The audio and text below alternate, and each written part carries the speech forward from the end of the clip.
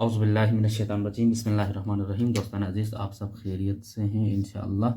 हम आज अपनी फ़र्स्ट वीडियो लेक्चर किताब अर्रहीकुल मख्तूम पर रिकॉर्ड करने जा रहे हैं।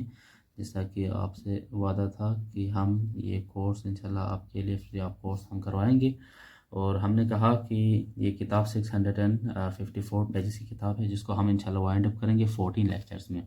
इंशाल्लाह आप जस्ट वीडियोस को कंप्लीट देखें, इसके नोट्स बनाएं, बार बार देखें, अच्छी तरह समझें। मेरी कोशिश होगी कि कोई भी एक मतलब इस किताब का न छोड़ूं, हर एक एक पॉइंट को इंशाल्लाह आप तक पहुंचा दूं। और मेरी मेहनत भी ज़ाया न करवाइएगा, ख़ुद भी दयानतदारी के साथ, न सिर्फ टेस्ट के लिए, बीइंग अ मुस्लिम हमें पैगम्बर ख़त्म मरतबत की सीरत को हमें अच्छी तरह से पढ़नी चाहिए, और एक दफ़ा एक दौरा सीरत का आप कर लें, इंशाल्लाह ये टेस्ट के अलावा भी आपके लिए फ़ायदेमंद रहेगा। तो बगैर वक्त ज़ाया किए मैं शुरू करता हूँ, ताकि वीडियो का जो ड्यूरेशन हमने रखा है 25, कोशिश होगी इंशाल्लाह, लेकिन मुझे नहीं लगता, कोशिश करता हूँ कि इससे ज़्यादा ना हो, क्योंकि हमने बेस बनाया है। हमने हर 14 लेक्चर्स में, हर लेक्चर में हमने 45 पेजेस हमने कवर करने हैं। तो कोशिश करता हूँ कि इंशाल्लाह ये 25 मिनट में कवर भी हो जाए। अच्छा जी, किताब अर्रहीकुल मख्तूम, सबसे पहले तो हम बात करते हैं कि ये किताब किस पर है। तो ज़ाहिर बात है, ये किताब सीरत पर लिखी जाने वाली किताबों में से एक किताब है। और ये किसने लिखी है, तो ये याद होना चाहिए, इसके मुसन्निफ़ का नाम मौलाना सफ़ीउर रहमान मुबारकपुरी साहब ने लिखी है, और इनका ताल्लुक़ हिंदुस्तान से था। उन्होंने ये किताब लिखी है, और ये किताब इन्होंने क्यों लिखी है, तो ये एक इंटरनेशनल मकारा नवीसी का, जो सीरत नगारी पर जो एक मकारा नवीसी का कंपटीशन हुआ था, उसके लिए उन्होंने ये किताब लिखी थी। और ये किताब उनमें फर्स्ट आने वाली किताब थी, ठीक है। फर्स्ट पोजीशन इस किताब ने हासिल किया, और कहा जाता है कि उस वक्त उन्होंने 50,000 सऊदी रियाल इनाम भी लिए थे। तो ये किताब इन्होंने लिखी है अरबी में, और अभी जो हम हाल हाजिर किताब जो मैं आपको PDF ग्रुप में सेंड कर रहा हूँ और हम पढ़ रहे हैं, ये किताब उर्दू, इसको शाया किया है मकतब सलफ़िया लाहौर, और उन्होंने इनकी इजाज़त से ही इन्होंने शाया किया है। तो ये हो गया मुसन्निफ़ के बारे में। रही बात, मेरे जहन में एक और क्वेश्चन उभर रहा था, आपसे शेयर करूँ। अर्रहीकुल मख्तूम, ज़रा आप लोगों ने कभी गौर किया है कि क्यों इन्होंने ये किताब का नाम रहीकुल मख्तूम रखा है? देखें, रहीक का मतलब आप अगर डिक्शनरी उठा के देखें तो रहीक का मतलब है शराब खालिस को कहते हैं, जिसे हम शराब तुहूर भी कहते हैं, ठीक है।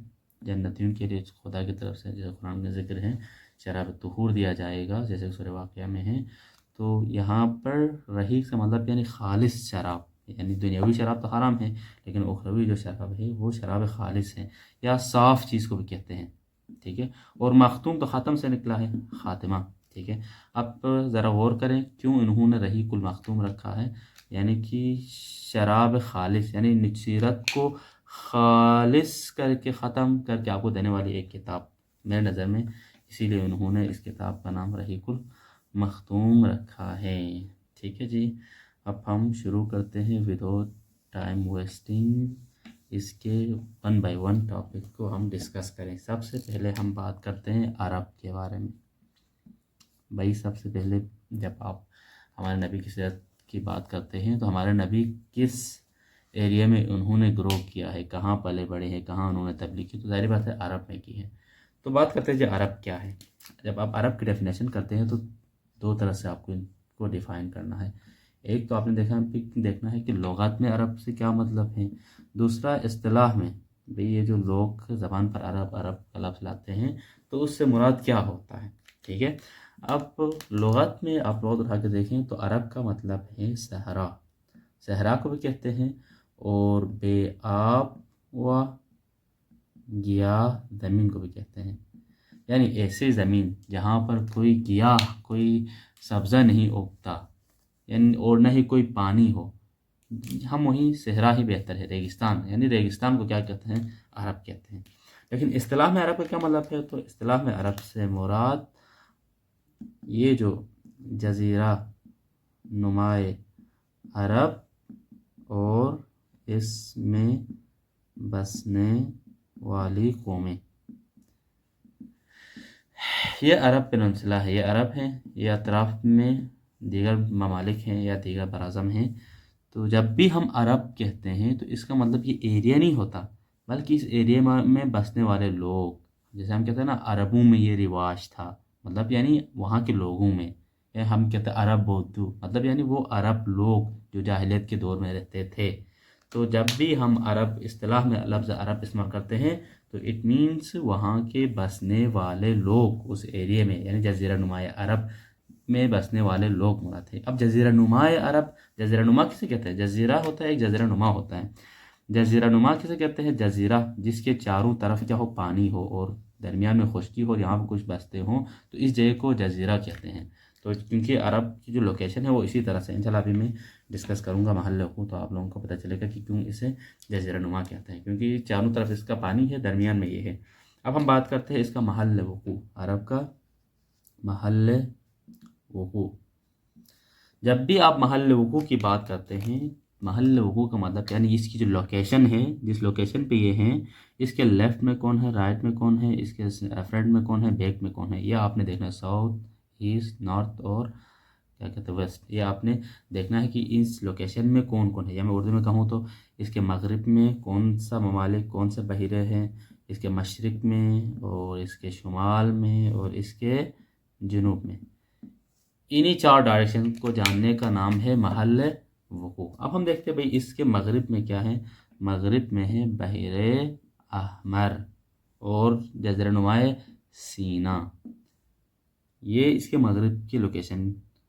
اور مشرق کی طرف کیا ہے تو خلیج عرب، اسے خلیج فارس بھی کہتے ہیں، ٹھیک ہے۔ اور جنوبی عراق کا کچھ حصہ ہے یہاں پر۔ اور اگر جنوب میں دیکھیں تو بحیرہ کیا ہے، عرب، اور شمال میں دیکھیں تو ملک شام ہے جسے ہم سیریا کہتے ہیں، اور شمالی عراق کا کیا ہے، کچھ حصہ ہے۔ جنوبی عراق کا حصہ کچھ مشرق کی طرف ہے، شمالی عراق کا حصہ شمال کی طرف ہے۔ ابھی میں نے کہا تھا کہ کیوں اسے یہاں پہ ایک اور بحیرہ بھی ہے، یہاں اس کا نام میرے ذہن میں نہیں، اس کتاب میں بھی نہیں ہے۔ تو ابھی ہم نے کہا تھا کہ عرب کو کیوں جزیرہ نما کہتے ہیں، دیکھیں یہاں پر بھی بحیرہ ہے، عرب پانی ہے، ادھر بھی بحیرہ ہے، ادھر بھی خلیج یعنی ہے، ادھر بھی پانی ہے، اس وجہ سے اس کو عرب پیننسلا یعنی اس کو جزیرہ نماء عرب کہتے ہیں بھائی، کیونکہ یہ خشکی ہے، درمیان حصہ، باقی اطراف میں کیا ہے، پانی ہے۔ تو یہ اس کا کیا ہو گیا، محل وقوع ہو گیا۔ زیادہ ٹائم ویسٹ کرنے کی باتیں نہیں ہے اس میں، وہیں ٹو دا پوائنٹ جو اہم پوائنٹس ہیں وہ میں آپ تک پہنچا رہا ہوں۔ اب ایک بات ہے کہ عرب کا جو کل محل وقوع ہے، یہ کیا کہتے ہیں، کل جو رقبہ ہے، یہ امپورٹنٹ پوائنٹ ہے کہ عرب کا کل رقبہ کیا ہے۔ ڈفرینٹ کتابوں میں مختلف ہے، لیکن 2-3 کتابوں میں، کیونکہ اب تک کسی نے فکس نہیں بتایا کہ بھئی عرب کا کل رقبہ اتھینٹیکیشن کے ساتھ کسی نے نہیں بتایا، بس اندازے لگائے ہیں۔ تو انہیں اندازوں میں سے ایک مستند اندازہ، جیسے کہ اس کتاب والے نے یہیں لکھا ہے، 10 سے 13 لاکھ مربع میل۔ یہ امتحان کے نقطہ نگاہ سے بھی بہت امپورٹنٹ کوشچن ہے کہ عرب کا کل رقبہ کتنا ہے اندازتاً، تو 10 سے 13 لاکھ مربع میل ہے۔ یہ آپ کے ذہن میں ہونا چاہیے، دس امپورٹنٹ کوشچن۔ اوکے، اب ہم بات کرتے ہیں عرب کی جغرافیائی حیثیت۔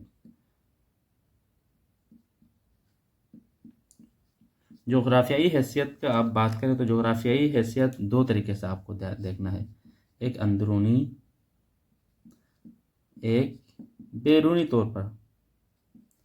اندرونی طور پر آپ دیکھیں تو اس کے 4 جانب کیا ہے، صحرا ہے، ریگستان سے گھرا ہوا ہے، جس کی بدولت یہ ایک کیا ہے، محفوظ قلعہ ہے بھائی، اس طرف بھی صحرا ہے، اس طرف بھی صحرا ہے، اس طرف سے اس طرف کوئی ممالک نہیں بستے ہیں، تو یہ کیا ہے، پروٹیکٹڈ ایک لوکیشن پہ ہیں، اس وجہ سے ان پر باہر کے حملات کم ہوئے ہیں۔ دیگر جو جن ممالک کو دیکھ کے آپ عرب کو قیاس کریں تو یہ ایک محفوظ ہے، کیونکہ بھائی ادھر بھی ابھی پاکستان اور ہندوستان یہ 2 ممالک ہیں، تو یہ ملے ہوئے، یہ کبھی ان کی زمین غصب کرتا ہے، یہ ان کی زمین، اسی پر بارڈرز پر لڑتے رہتے ہیں، ان کا تو ایسا کچھ ہے ہی نہیں بھائی، ابھی ریگستان ہے، کوئی بستا ہی نہیں ہے، بیاہ ہو گیا زمین ہے، تو اس وجہ سے یہ کیا ہے، یہ محفوظ رہا ہے، یہ اندرونی طور پر۔ اور بیرونی طور پر آپ دیکھیں تو اس کی لوکیشن کچھ اس طرح سے ہے، یہ جزیرہ نماء عرب جو ہیں یہ تمام بر اعظموں کے ساتھ یہ کیا ہے، اس کا کنیکشن ہے، یہ جڑا ہوا ہے، خشکی کا بھی راستہ ہے اور سمندر کا بھی کیا ہے، کیونکہ ہم نے کہا، ابھی میں نے دکھایا آپ لوگوں کو، سمندر ادھر خلیج فارس ہے، ادھر بحیرہ کیا کہتے ہیں عرب ہے، ادھر بحیرہ احمر ہے، تو سمندر کا بھی راستہ ہے، خشکی کا بھی راستہ ہے، تو یہ اس کی جغرافیائی حیثیت ہے۔ اوکے جی، یہی کافی ہے، اس سے زیادہ ہم اس پر ڈسکس نہیں کرتے ہیں۔ اب ہم بات کرتے ہیں عرب کی قومیں۔ اوکے، یہ ایک امپورٹنٹ ٹاپک ہے، یہ ہر کتاب میں ڈسکس کیا گیا ہے، امتحانی نقطہ نگاہ سے بھی اہم ہے۔ دیکھیں، نسلی طور پر عرب کی قوموں کی ہم بات کرتے ہیں تو تاریخی کتابوں میں جو آیا ہوا ہے، عرب کی 3 कौमें बयान की जाती हैं। किस एतबार से? नस्ली एतबार से। यह आपके जहन में होना चाहिए। वो 3 कौन है? सारे फहरिस्त आपको पहले नाम याद करें, उसके बाद मैं एक एक बारे में बताऊंगा कि वो क्या है। नंबर 1 है अरब बाइदा, नंबर 2 है अरब आरबा, नंबर 3 है अरब मुस्तअरबा। कितने हो गए? ये 3। टोटल जो तारीख़ी एतबार से तारीख़दान अरब के जो अक़वाम है उनको डिवाइड करते हैं तो वो 3 अक़वाम में, यानी कि 3 कौमें हैं। अरब बाइदा है, आरबा है और मुस्तारबा है। अब बात करते हैं अरब बाइदा। अरब बाइदा से कौन सी कौमें मुराद हैं? तो देखें, अरब बाइदा कहते हैं कि ये वो कदीम अरब कबाइल और कौमें हैं जो बिल्कुल नापीद हो चुकी हैं, यानी कि नापीद शुदा। 1 सेकेंड। नापीद शुदा अरब कौमें। ओके, अरब बाइदा से मतलब क्या हुआ? तो वो कौमें जो बिल्कुल नापीद हो चुकी है और इनके मुतालिक कोई तारीख़ में कोई तफसीलात भी, कोई आपको मालूमात भी असलन नहीं मिलते। मसलन की कोई मिसाल दूँ तो मसलन कौम आद के बारे में आपने सुना होगा, कौम समूद, कौम अमालका, जदीस, तस। ये ऐसी कौमें हैं। ये क्या है? ये अरब बाइदा से थी। अभी कौम आद के बारे में आज दुनिया में कहीं पर भी कोई नाम निशान नहीं है।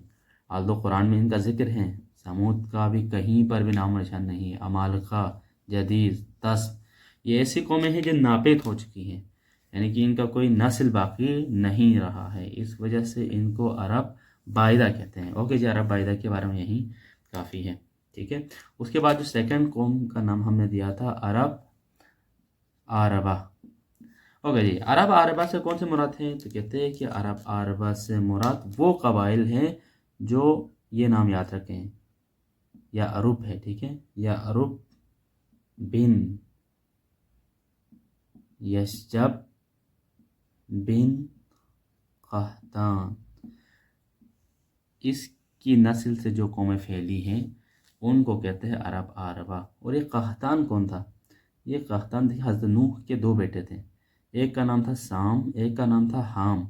साम के बेटे का एक और बेटा था, उसका नाम यहाँ पर जिक्र नहीं, मेरे जहन में भी नहीं। तो इनके बेटे का नाम क्या था? कहतान था। क्या था? अब मेरे ख्याल में ये वाइट बोर्ड में नहीं आ रहा है, इसको मैं क्लोज करूँ। हाँ, हज़रत नूह अलैहिस्सलाम के 2 बेटे थे, एक हाम और एक साम। तो हाम का एक बेटा था, उनके बेटे का नाम है कहतान। तो इस कहतान के नस्ल से जो भी नस्ल फैली है उन्हें अरबा कहते हैं, और इसीलिए इनको कहतानी भी कहते हैं। कहतानी, यानी ये भी आपके जहन में होना चाहिए भाई, अरब आरबा का दूसरा नाम क्या है? तो कहतानी। क्यों कहतानी कहते हैं? क्योंकि ये कहतान की नस्ल से फैले हैं। ठीक है, अब इनके बारे में यहाँ पर तो बहुत ज़्यादा डिटेल दिया गया है, तो कुछ अहम पॉइंट्स है वो मैं बयान करूँ। कहते हैं कि ये जो अरब आरबा, ठीक है, इसका दूसरा नाम क्या है? कहतानी। ये जो अरब कहतानी है, अरब आरबा है, इनका जो असल मुल्क था वो क्या था? ये यमन के बाशिंदे थे, असल में ये यमन में रहते थे। ठीक है, तो यमन में ही इनके ख़ानदान फैले फूटे और इधर ही ये बहरहाल कहतानियों की जो नस्ल है वो यमन में ही चली है। इनके 2 मशहूर कबीले हैं, इनके बारे में तारीख़ में सबसे ज़्यादा जिक्र है। एक है हमीर और एक है कोहलान। ये तो आपके जहन में होने चाहिए। ठीक है, तो कहते हैं कि ये जो हमीर हैं ये मरते दम तक इधर यमन में ही रहे ये, लेकिन ये कोहलानी थे, इन्होंने हिजरत की यमन से। ये कहाँ आए? ये उठ कर जज़ीरा नुमा अरब में आए, ये उठ कर। ठीक है, अब सवाल ये पैदा होता है कि भाई ये दोनों अरब की मशहूर कौमें थी, और भी थी, बहुत सारी थी, हाँ, जो मशहूर बता रहा हूँ मैं। तो ये कोहलानी अरब में आए, ये क्यों नहीं आए? तो तारीख़ में अभी इसी किताब में भी आप देखें तो इसमें कुछ वजूहात बयान किए गए हैं। एक तो ये है कि एक वजह तो ये है कि जब रोमियों ने मिस्र और शाम पर कब्ज़ा किया, उसके बाद अहल यमन का जो तिजारती रास्ता था मिस्र और शाम से, उसको रोक दिया। तिजारती रास्ते को उन्होंने क्या किया? रोक दिया। तो क्या हुआ? इनका जो दारो मदार था वो सब कुछ ही तिजारत पे था। तो जब रोमियों ने इनका रास्ता रोक लिया तो फिर ये अपने गुजर बसर इनके लिए सख्त हो गई, लिहाजा ये मजबूर हो गए, ये उठ के हिजरत की उन्होंने अरब जजीरे पर आके ये शिफ्ट हो गए, फिर वहाँ पर ये मतलब फैले फूले। ये एक रीज़न बताया जाता है कि क्यों कोहलानियों ने यमन को छोड़ा, अरब क्या कहते हैं ये अरब अरबा की कौम कोहलानियों ने।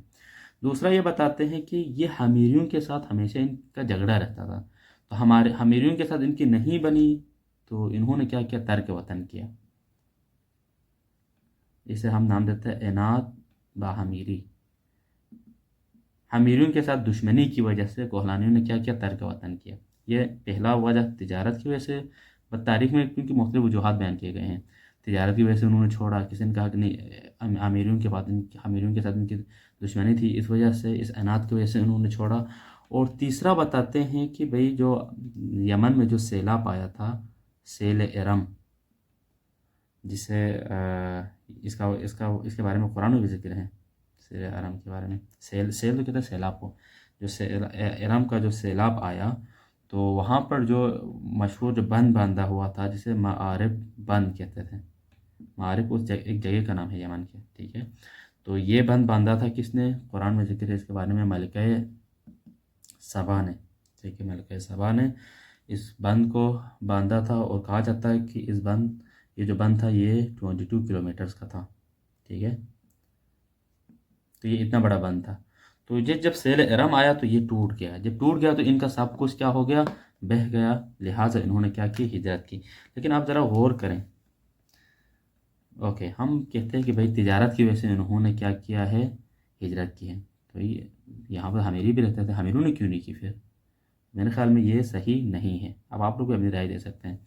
दूसरा कहते हैं कि भाई सेल इरम की वजह से कोहलानियों ने हिजरत की, भाई तो हमीरी भी तो वहीं पे थे, ये भी इनके लिए भी तो सैलाब आया होगा, जब इनके लिए आया तो इन्होंने क्यों नहीं की, मेरे ख्याल में ये भी सही नहीं है। एक जो है वो यही, मेरे ख्याल में ये कोहलानी और हमीरों की नहीं बनती थी, इनकी आपस में जंग छिड़ती रही, इस वजह से मजबूर ये मुल्क बदर हो गए। तो इन तीन में से यही एक काबिल कबूल है। आलो ये तजज़िया मैं अपनी तरफ से कर रहा हूँ, उन्होंने किताब में तो तीनों वो वजूहात बयान किए गए बस और कुछ नहीं। अच्छा जी, उसके बाद यहाँ पर जो कोहलानी थे जिन्होंने तर्क वतन किया, कोहलानियों के तकरीबन जिन कबाइल ने तर्क वतन किया उनमें से तकरीबन 4 के नाम यहाँ पर जिक्र किया है। अज़द है, लख्म है, बनु तोई है और किंदा। ये 4 ऐसे कबाइल थे किनके, ये क्या कहते हैं कोहलानियों के, इन्होंने क्या किया, हिजरत किया था। अच्छा जी, अरब अरबा के बारे में यही काफ़ी है। अब बात करते हैं हम अरब मुस्तारबा के बारे में। अरब मुस्तारबा, उम्मीद है कि आप सबको ये जो तोज़ी दे रहा हूँ इंशाल्लाह समझ में आ रहा होगा। आल्दो मैं अच्छी तरह से लिख नहीं पा रहा, यहाँ पे एक तो मेरी राइटिंग सही नहीं, ऊपर से वाइट बोर्ड पर तो जाहिर बात इतना बड़ा मार्कर हाथ में लेके कुछ खास राइटिंग भी नहीं हो रही। आई होप कि मैं साथ साथ बता रहा हूँ तो आपको समझ में आ रहा होगा। अच्छा जी, अरब अरबा से कौन से कौमें मुराद हैं, तो कहते हैं कि अरब अरबा से मुराद वो कबाइल है जो हज़रत इस्माईल अलैहिस्सलाम की नस्ल से हैं। हज़रत इस्माईल अलैहिस्सलाम की नस्ल से जो भी नस्ल फैली है उनको अरब मुस्तारबा कहते हैं, ठीक है। और इनका एक और नाम है, जिस तरह से उन अरब अरबा को हमने क्या कहा था, कोहतानी भी कहा था, इनका भी एक और नाम है, ये भी आपके जहन में होना चाहिए, इनको अदनानी भी कहते हैं। क्यों अदनानी कहते हैं, तो हज़रत इस्माईल अलैहिस्सलाम के एक बेटा था, उनका नाम था क़िदार। इंशाल्लाह इसकी बात करेंगे आगे, इसके बारे में जिक्र आएगा। क़िदार का एक बेटा था अदनान।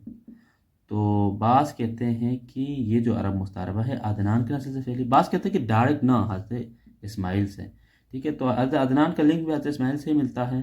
तो और ये भी वहीं क्या कहते हैं मक्का में ही रहे हैं, मक्का में पले बड़े हैं, ये भी वहीं पे हैं, तो हम डायरेक्ट हज़रत इस्माईल भी कह सकते हैं। तो बेहतर भी हज़रत इस्माईल है कि अब अरब मुस्तारबा से मुराद कौन सी कौमें हैं, तो जो हज़रत इस्माईल के नस्ल से फैली है, ठीक है। अब हज़रत इस्माईल अलैहिस्सलाम का जिक्र आया है, तो हज़रत इस्माईल किसके बेटे थे जी, हज़रत इब्राहीम अलैहिस्सलाम के, ठीक है। अब बात करते हैं हम हज़रत इब्राहीम अलैहिस्सलाम के बारे में, ताकि ये जो हिस्ट्री है थोड़ा अच्छी तरह से खोल के आप तक बयान करूँ। देखिए हज़रत इब्राहीम अलैहिस्सलाम असल इनके लोकेशन कहाँ पर के थे, तो ये इराक़ के एक शहर उर के बाशिंदे थे, ठीक है। हज़रत इब्राहीम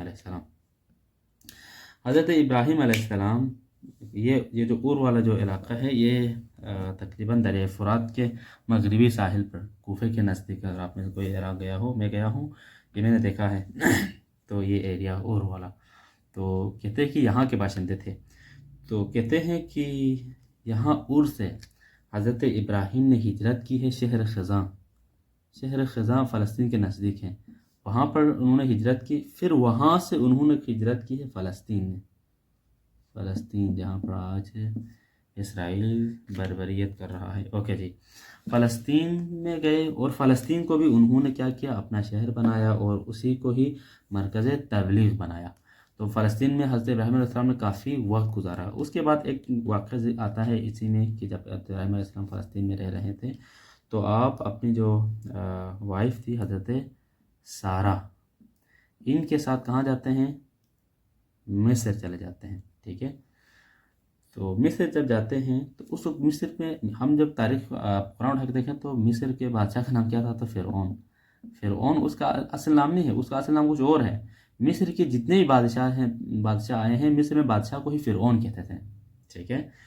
تو جب حضرت ابراہیم حضرت سارہ کو لے کر مصر گئے تو حضرت سارہ کے بارے میں فرعون کو پتہ تھا، یعنی اس وقت کا بادشاہ، وہ فرعون وہ نہیں ہے جو حضرت موسیٰ کے مقابلہ آیا، ٹھیک ہے، جس نے کہا انا ربکم الاعلیٰ، یہ فرعون سے مراد یعنی اس وقت کا بادشاہ تھا۔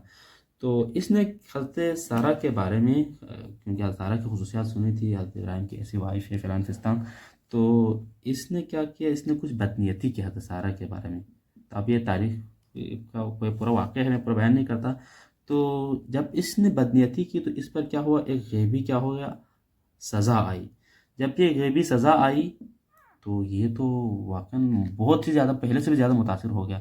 یہ حضرت سارہ تو کوئی معمولی خاتون نہیں ہے، یہ خدا کی طرف سے کوئی برجستہ خاتون ہے۔ تو انہوں نے یہاں پر اپنے اس وقت بعض کہتے ہیں کہ ان کی کنیز تھی، بعض کہتے ہیں کہ نہیں کوئی اور تھی، بہرحال انہوں نے حضرت سارہ کے لیے وہاں سے حضرت حاجرہ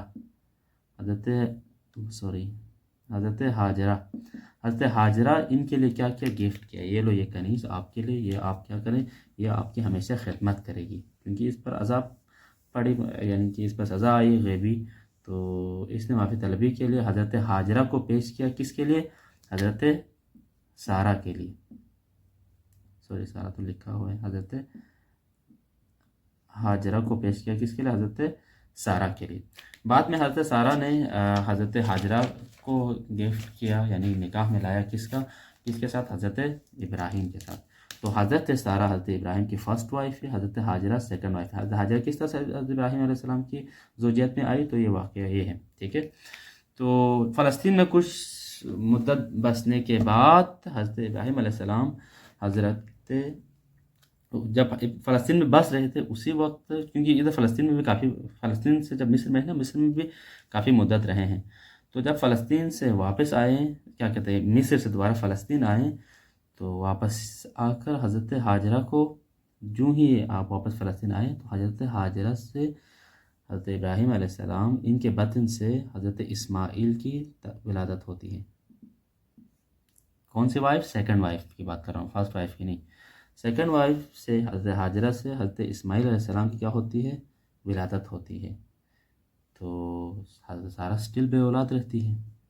تو لیکن یہ مجھے صحیح نہیں لگتا کہ یہاں پر جو کتاب کے حوالے سے لکھا گیا ہے کہ تو حضرت سارہ کیا ہوگی، غیرت میں آئی گی، بھائی میں پہلی وائف اور میرے کوئی بچے نہیں ہیں، اور حاجرہ بعد میں آئی، اسماعیل کے بیٹے، تو انہوں نے کیا کیا، حضرت ابراہیم کو ورغلایا۔ جب یہ کتاب میں اس طرح لکھا ہوا ہے تو پھر حضرت ابراہیم مجبور ہو گئے اور حضرت حاجرہ اور حضرت اسماعیل کو کیا کیا، جلا وطن کر دیا۔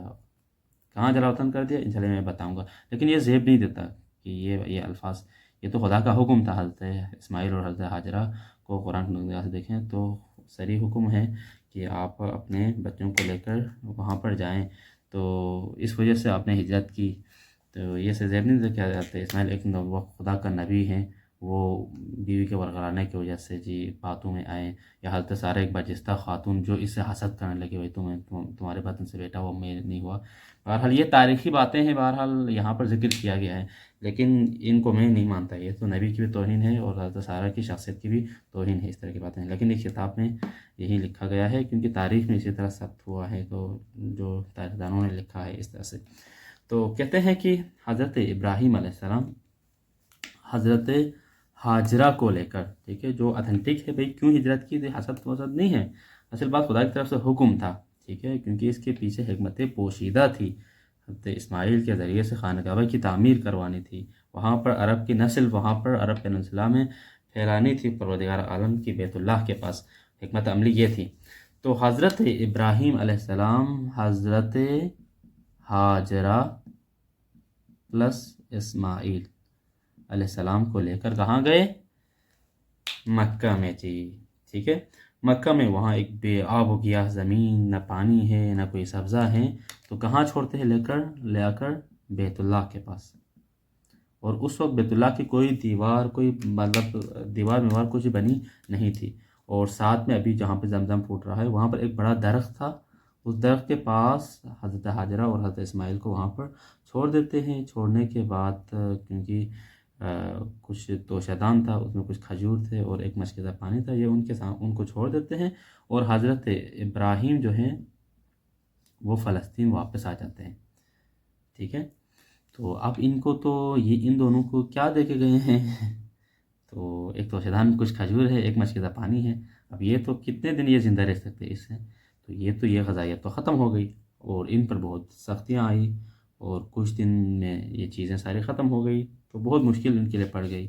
تو حضرت ہاجرہ پانی کے لیے ادھر ادھر گئی۔ اب یہ واقعہ ہے کہ زمزم کا کنواں، وہ جو زمزم کا پانی کیسے پھوٹا، تو حضرت ہاجرہ گئی، واپس آیا تو دیکھا کہ حضرت اسماعیل کے پاؤں رگڑنے کی وجہ سے خدا نے وہاں سے پانی جاری کیا تھا۔ تو بہرحال تو اس طرح سے وہاں پر سیٹل ہو گیا، جب پانی مل گیا تو اس کے بعد تو عرب صحرا تھا، تو وہاں پر کاروان گزرتے رہتے تھے۔ تو کہتے ہیں کہ کچھ عرصے بعد یمن سے ایک قافلہ آیا، وہ قافلہ ہے قافلہ جرہم ثانی کا، ایک قبیلہ ہے، یہ آتا ہے، آ کر حضرت ہاجرہ کے پاس آ کر اجازت طلب کرتے ہیں، اور اجازت طلب کرتے ہیں کہ کیا ہم بھی یہیں پہ ٹھہر سکتے ہیں؟ تو پھر حضرت ہاجرہ ان کو اجازت دیتی ہے، کیونکہ لوگ وہیں پہ زندگی کرتے جہاں پہ پانی ہو، کچھ دنیاوی اپنی زندگی کے لیے جو اہم عناصر جو چیزیں ہیں وہ میسر ہو تو وہیں زندگی کرتے ہیں۔ تو انہوں نے پورا عرب پیننسلا میں دیکھا کہ بھئی یہاں پہ پانی ہے، تو اس پہ تو ایک بیٹا اور ایک عورت ہے، تو انہوں نے ان سے اجازت طلب کی اور یہ بھی یہیں پر ٹھہرنے لگے۔ اب ایک اور سوال یہ ہے کہ بھئی اس کتاب میں بھی اس کو مطرح کیا ہے کہ حضرت ابراہیم جس نے اتنے چھوٹے بچے اور ایک کیا کہتا ہے اپنی وائف کو ادھر چھوڑا اور اس کے بعد خود چلے گئے، یعنی مکمل غافل رہے، یا بار بار آ کر پیگری کرتے رہیں، دیکھتے رہیں کہ یہ کیسے زندگی گزار رہے ہیں، کوئی خیر و عافیت پوچھتے رہے بھی یا نہیں؟ تو کہتے ہیں کہ جب حضرت ابراہیم علیہ السلام حضرت ہاجرہ اور اسماعیل علیہ السلام کو لے کر مکہ میں چھوڑ کے چلے گئے، اس کے بعد تاریخ میں لکھا ہے کہ اس کتاب میں بھی بیان کیا ہے 4 دفعہ ابراہیم علیہ السلام وہاں فلسطین سے آئے۔ اوکے، کب کب آئے ہیں اب ہم دیکھتے ہیں، یہ بھی انشاءاللہ آپ معلومات کے طور پر ذہن میں رکھیں۔ نمبر 1 تو ہمیں قرآن بتاتا ہے کہ وَفَدَيْنَاهُ بِذِبْحٍ عَظِيمٍ، وہ واقعہ کہ حضرت ابراہیم علیہ السلام نے خواب میں دیکھا کہ دمبے کو ذبح کر رہے تھے، پھر یہ اس واقعے سے ظاہر ہے کہ کیونکہ عملی طور پر آپ ذبح کرنے کے لیے اسماعیل کو لے کے آئے، بعد میں دمبا کٹا، تو اٹ مینس اس قربانی کے وقت ابراہیم علیہ السلام آئے تھے۔ بس قربانی اسماعیل کے واقعے سے پتہ چلتا ہے کہ ایک دفعہ آئے ہیں۔ دوسری دفعہ کیا ہے؟ تو کہتے ہیں کہ دوسری دفعہ آپ صحیح بخاری کی ایک حدیث ہے، اس میں ہے کہ 3 مرتبہ آئے ہیں۔ کب آئے ہیں؟ تو کہتے ہیں کہ ایک دفعہ کیا کہتے ہیں، حضرت اسماعیل بڑے ہوتے ہیں، بڑے ہو کر انہوں نے شادی کرتے ہیں اسی جرہم، یہی جو قبیلہ جو یہاں پر سیٹل ہوا تھا، ان سے عربی سیکھتے ہیں، ان کی زبان سیکھتے ہیں، پھر اسی جرہم کی ایک لڑکی سے کیا کرتے ہیں؟ شادی کرتے ہیں۔ تو حضرت ابراہیم آتے ہیں تو اسماعیل سے ملنے کے لیے، تو اسماعیل گڑھ پہ نہیں ہوتے ہیں، ان کی وائف ہوتی ہے، تو جب بہو سے حالات دریافت کیے تو بہو شکایت کرتی ہے تنگ دستی کی، تو حضرت ابراہیم ان کو وصیت کرتے ہیں کہ ابراہیم آئے تو ان کو بتا دینا کہ دروازے کی چوکھٹ بدل دینا۔ تو جب وہ واپس ابراہیم اسماعیل جب گھر آئیں تو انہوں نے کہا کہ آپ کے بابا آئے تھے تو مجھے یہ کہا ہے، تو انہوں نے فوری بیوی کو طلاق دی۔ پھر اسی جرہم سے دوسری بیٹی سے شادی کی ہے۔ اب جس بیٹی سے شادی کی ہے اس کے والد کا نام آپ یاد رکھیں، بعد میں یہ بہت کام آنے والا ہے، مداد بن عمر۔ مداد بن عمر کی بیٹی سے شادی کرتے ہیں۔ تو پھر تو حضرت اسماعیل ابراہیم دوبارہ آتے ہیں، تو پھر حضرت اسماعیل گھر پر نہیں ہوتے ہیں، یہ وائف ہوتی ہیں، تو پھر پوچھتے ہیں حالات، تو وہ خدا کا شکر ادا کرتی ہے اور بڑا اطمینان کے ساتھ خدا کی حمد و ثنا کرتی ہے۔ تو حضرت ابراہیم وصیت کرتے ہیں کہ اگر اسماعیل آئیں تو انہیں بتا دینا کہ چوکھٹ کو برقرار رکھنا۔ تو اس سے جب حضرت اسماعیل گھر آتے ہیں تو وہ سمجھتے ہیں کہ بھئی یہیں بیوی ٹھیک ہے، انہیں کو رکھنا ہے۔ تو ان دو واقعات سے ہمیں سمجھ میں آتا ہے کہ پہلی وائف والے واقعے سے بھی یعنی ایک دفعہ آئے ہیں، دوسری وائف کے واقعے سے بھی ایک دفعہ آئے ہیں، ایک دو ہو گئے اور قربانی کو تین۔ چوتھی دفعہ کب آئے ہیں تو یہ بھی کہتے ہیں کہ یہ بھی ایک روایت ہے کہ حضرت ابراہیم علیہ السلام جب آئے تو حضرت اسماعیل علیہ السلام زمزم کے قریب درخت کے نیچے تیر گاڑ رہے تھے۔ جب والد کو آتے ہوئے دیکھا تو لپک جاتے ہیں، دونوں آپس میں گرے وزار ہوتے ہیں اور دونوں مل کر خانہ کعبہ کی تعمیر کرتے ہیں۔ یہ قرآن کی آیت ہیں، شاید میرے ذہن میں اگر میں صحیح بیان کروں تو قواعد من البیت وَإِذْ يَرْفَعُ قَوَاعِدَ مِنَ الْبَيْتِ اسماعیل، یعنی جب اسماعیل اور ابراہیم مل کر خانہ کعبہ کی دیواریں بلند کر رہے تھے۔ تو چوتھی بار کب آئے ہیں؟ خانہ کعبہ کی تعمیر کے وقت، تعمیر کعبہ کے وقت۔ تو ان چار سے قربانی کے وقت ایک دفعہ آئے ہیں، پہلی بیوی کا طلاق، دوسری بیوی کا برقرار، خانہ کعبہ کی تعمیر۔ تو اس سے ہمیں پتہ چلتا ہے کہ حضرت ابراہیم اسماعیل اور ہاجرہ کو چھوڑ کے جانے کے بعد غافل نہیں رہے، بلکہ تاریخ کے مطابق کتنی دفعہ آئے ہیں؟ 4 دفعہ۔ یہ ایک کوشچن بن سکتا ہے کہ یہ جو سوالات والی جو کتابیں ہیں ان میں یہ ایک کوشچن بنایا ہوا آلریڈی آپ کی نظر سے گزرا ہو، تو یعنی 4 مرتبہ آپ آئے ہیں اور گئے ہیں، ٹھیک ہے جی۔ اور یہاں پر ایک اور بات ہے، ابھی میں نے کہا تھا کہ مداد بن عمر کو یاد رکھیں، کیونکہ پہلی وائف کو تو طلاق ہوا، دوسری وائف مداد بن عمر کی جو بیٹی تھی، اس سے حضرت اسماعیل علیہ السلام کے کتنے بیٹے ہوتے ہیں؟ 12 بیٹے ہوتے ہیں جی۔ خدا 12 بیٹے ان کو عنایت فرماتا ہے، اور انہی 12 میں سے جو 2 جو اہم مشہور بیٹے ہیں ان کے قدار اور نابت، یہ 2 ان کے بڑے مشہور بیٹے تھے۔ کہا جاتا ہے کہ یہ حضور صلی اللہ علیہ وسلم کا جو سلسلہ نسب ہے یہ بعد میں اسی قدار سے ملتا ہے، انشاءاللہ یہ میں انشاءاللہ ہم بعد میں ڈسکس کریں گے سلسلہ نسب والے پوائنٹ پہ پہنچ کے۔ اچھا جی، اب اس کے بعد یہ عرب کی 3 قومیں آپ کے ذہن میں ہونا چاہیے، عربہ، مستعربہ اور بائدہ۔ اب ہم بات کرتے ہیں، اب پہنچ گئے ہم رسول صلی اللہ علیہ وسلم پر، ٹھیک ہے۔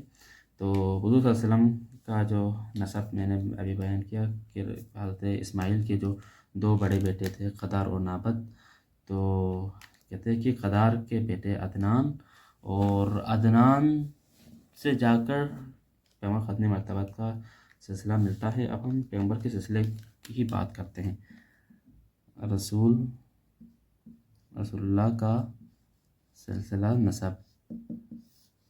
اوکے، یہ ایک اس کتاب کا ایک اہم ٹاپک ہے، اس کو اچھی طرح ڈسکس کرتے ہیں۔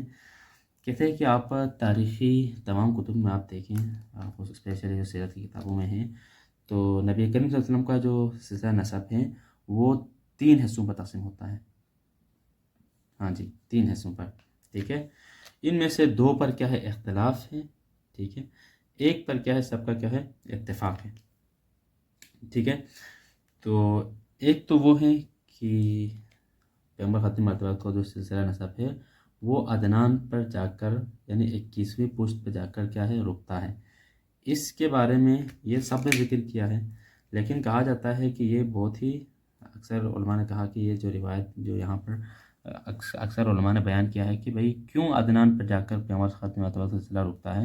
کہتے ہیں کہ جب پیغمبر اپنا سلسلہ نسب بیان کرتے تھے تو بیان کرتے کرتے عدنان پہ جا کر رک جاتے تھے، وہ بیان کرتے تھے کہ یہاں سے آگے کوئی اگر میرا सिलसिला नसब بیان کرے تو اس کی کیا کرو، تکذیب کرو. لیکن اس روایت کو یعنی جس میں یہ کہا گیا کہ بھائی عدنان سے آگے کوئی اگر سلسلہ نسب میرا بیان کریں اس کی تکذیب کرو، علماء اس کو ضعیف روایت سمجھتے ہیں، یعنی کمزور روایت، قابل عمل روایت نہیں سمجھتے ہیں. ٹھیک ہے. یہاں پر ایک پیغمبر خادم مطلب ایک حدیث لکھی گئی ہے بہت پیاری، کہ پیغمبر فرماتے ہیں کہ رسول صلی اللہ علیہ وسلم کا ارشاد کہ اللہ نے ابراہیم کی اولاد میں اسماعیل کا انتخاب فرمایا. ٹھیک ہے.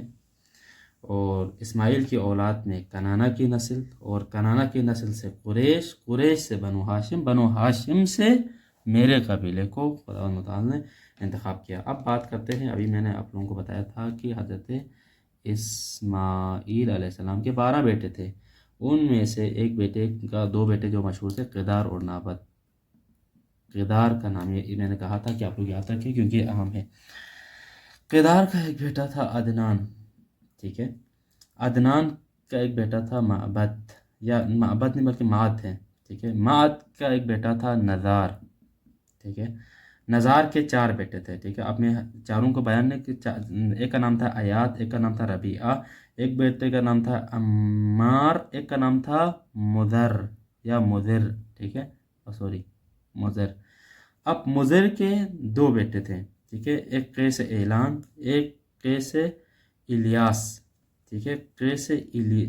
کیا کہتا ہے، قیس اعلان اور قیس الیاس. اب صرف الیاس یاد رکھیں. ٹھیک ہے. اب الیاس سے آپ دیکھیں تو یہ ایک قبیلہ ہے، یا جس کے نام سے یہ قبیلہ ہے کنانہ. کنانہ سے کیا ہے پھر قریش. ٹھیک ہے. پھر قریش کے اندر، قریش کے بہت سارے قبیلے تھے، عدی تھا، مخزوم تھا، تیم تھا، فلان تھا، فستان تھا. قریش کے اندر ایک قبیلہ آتا ہے قصے کا، قصے. ٹھیک ہے. اب اس قصے کے تقریباً 3 بیٹے تھے، عبد الدار، اسد بن عبد العزا، اور ایک کا نام تھا عبد مناف. عبد مناف. ٹھیک ہے. عبد مناف کے 4 بیٹے تھے. ایک کا نام تھا عبد الشمس، ایک کا نام تھا نوفل، ایک کا نام تھا مطلب، ایک کا نام تھا ہاشم. ٹھیک ہے. ہاشم حضرت محمد صلی اللہ علیہ وسلم اسی ہاشم کے نسل سے ہیں. یہ ایک سلسلہ نسب ہے، اور ایک بہت پیارا سلسلہ نسب ہے. میں ابھی آپ لوگوں کو انشاءاللہ لکھتا ہوں، اس کو آپ نوٹ کریں، حتیٰ ایٹ لیسٹ اسکرین شاٹ ضرور لیں. یہ بخاری کی حدیث ہے، جسے میں نے کہا تھا کہ عدنان پہ جا کے پیغمبر رکتے تھے. ٹھیک ہے. آلدو یہ ضعیف ہے لیکن اکثر اسی کو ہی بیان کرتے ہیں. تو ان میں سب سے پہلے جی محمد کس کے بیٹے تھے؟ عبداللہ. کس کے بیٹے تھے؟ عبد المطلب. کس کے بیٹے تھے؟ ہاشم. کس کے بیٹے تھے؟ یہ عبد مناف. یہ کس کے بیٹے تھے؟ قصی کے. یہ کس کے بیٹے تھے؟ کلاب کے. یہ کس کے بیٹے تھے؟ مرہ. یہ کس کے بیٹے تھے؟ کاپ. یہ کس کے بیٹے تھے؟ لوئی. یہ کس کے بیٹے تھے؟ غالب. یہ کس کے بیٹے تھے؟ فہر. یہ کس کے بیٹے تھے؟ مالک. یہ کس کے بیٹے تھے؟ نظر. اچھا جی، نظر ہے، باس نے نظر لکھا ہوا نصر، لیکن نصر صحیح ہے، نصر ہیں. یہ کس کے بیٹے تھے؟ کنانہ. یہ کس کے بیٹے تھے؟ خزیمہ. یہ کس کے بیٹے تھے؟ مدرکہ. یہ کس کے بیٹے تھے؟ الیاس. یہ کس کے بیٹے تھے؟ مضر. یہ کس کے بیٹے تھے؟ نزار. یہ کس کے بیٹے تھے؟ معد. اور یہ کس کے بیٹے تھے؟ عدنان. یہاں پر پہنچ کے پیغمبر رکتے تھے، اپنا سب بیان نہیں کرتے تھے، اور جو بھی ادھر سے آگے بڑھیں اس کی تکذیب کرو. تو یہ روایت کیا ہے؟ ضعیف ہے، لیکن یہ شارٹ جو پیغمبر کے سلسلہ نسب ہیں یہی مشہور سلسلہ نسب ہیں. ٹھیک ہے. تو یہ ایک ہو گیا. اچھا جی، اس کے بعد سلسلہ نسب کا بھی یہ ٹاپک ہو گیا کلوز. اب ہم جاتے ہیں نیکسٹ ٹاپک پر. میرے خیال میں یہیں پہ سٹاپ کروں. یہ پیجز بنتے ہیں 42. ہم نے بیس بنایا تھا 45، اور ہم نے کہا تھا کہ 25 منٹ میں ختم کریں گے، لیکن یہ 30 منٹ سے بھی ہو جانے والا ہے. تو اس وجہ سے میں سٹاپ کرتا ہوں. تو انشاءاللہ یہاں سے آگے عرب کی حکومتیں اور سرداریاں انشاءاللہ ہم نیکسٹ لیسن میں پڑھیں گے. تو الحمدللہ کہ 3 پیجز رہ گئے ہیں، 42 پیجز ہمارے کمپلیٹ ہو گئے ہیں. انشاءاللہ اس کے کویشچنس انشاءاللہ میں گروپ میں لنک کے صورت میں بھیج دوں گا. یہ ٹیسٹ انشاءاللہ اس کے ایٹ لیسٹ 10 کویشچنز اس کے میں بناؤں گا جو امپورٹنٹ ہیں، اور 10 سے 10 لینے والا میں سمجھوں گا کہ اس نے پوری ویڈیو دیکھی ہے، اور جو 8 سے نیچے لے گا اٹ مینس اس نے ویڈیو نہیں دیکھی ہے اور اس کا کوئی انٹرسٹ بھی نہیں ہے. تھینک یو، جزاک اللہ.